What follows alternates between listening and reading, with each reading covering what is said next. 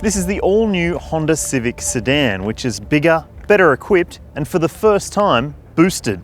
With a new turbocharged engine under the bonnet, we want to find out one simple thing. Is the new Civic any good? Let's find out.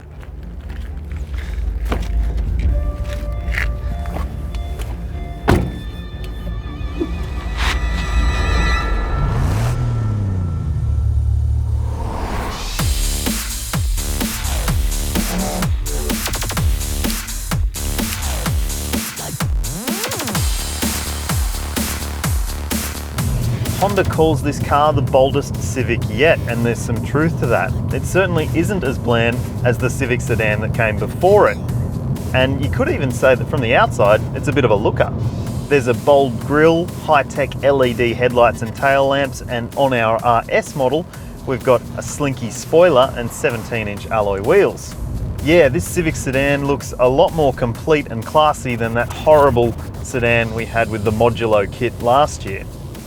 The big talking point though is the new engine. It's a 1.5 litre turbocharged 4-cylinder, which basically has the opposite attributes to the existing Civics engines.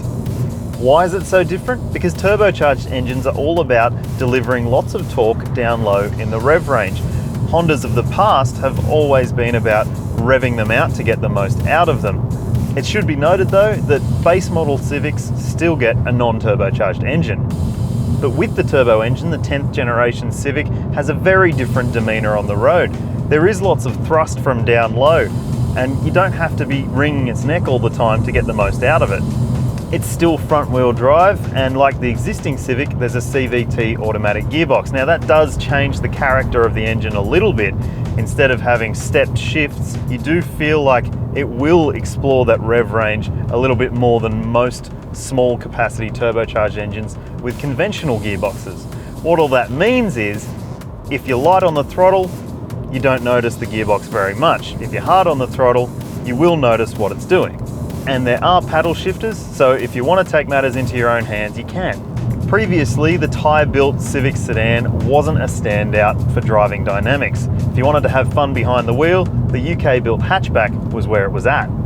With the new sedan, Honda says it's stiffened up the underbody to make it handle better, and that RS badge obviously gives the impression that this should be a fairly sporty thing to drive. And it is. The suspension's really well sorted, although it is a little bit firm over sharper-edged, slower speed bumps. At higher speeds, the ride is beautifully resolved, and it corners really well as well. The steering is very good too, nice and direct, nice and quick, and very accurate. Not only is it better to drive, it's also better inside.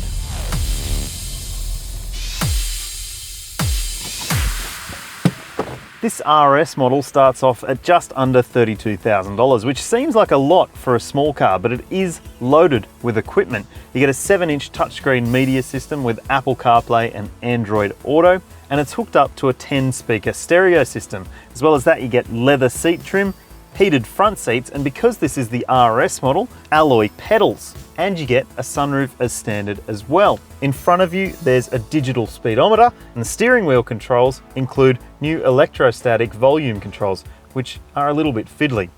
And I would have thought Honda could have put an auto-dimming rear-view mirror in this car. But the biggest thing though is that this doesn't feel like a small sedan inside, with a level of space that makes it feel like a much bigger car than it actually is. Honda has a history of that, and it's certainly true of the new Civic too. There's easily enough room back here for 2 adults, maybe even 3. The Civic sedan has as much space in the boot as some mid-size models. With up to 519 litres of room, there's easily enough for a weekend's worth of suitcases or a set of golf clubs. From front to back, the new Civic sedan is an improvement over its predecessor. We can't wait to get it in the office and put it through some more thorough testing.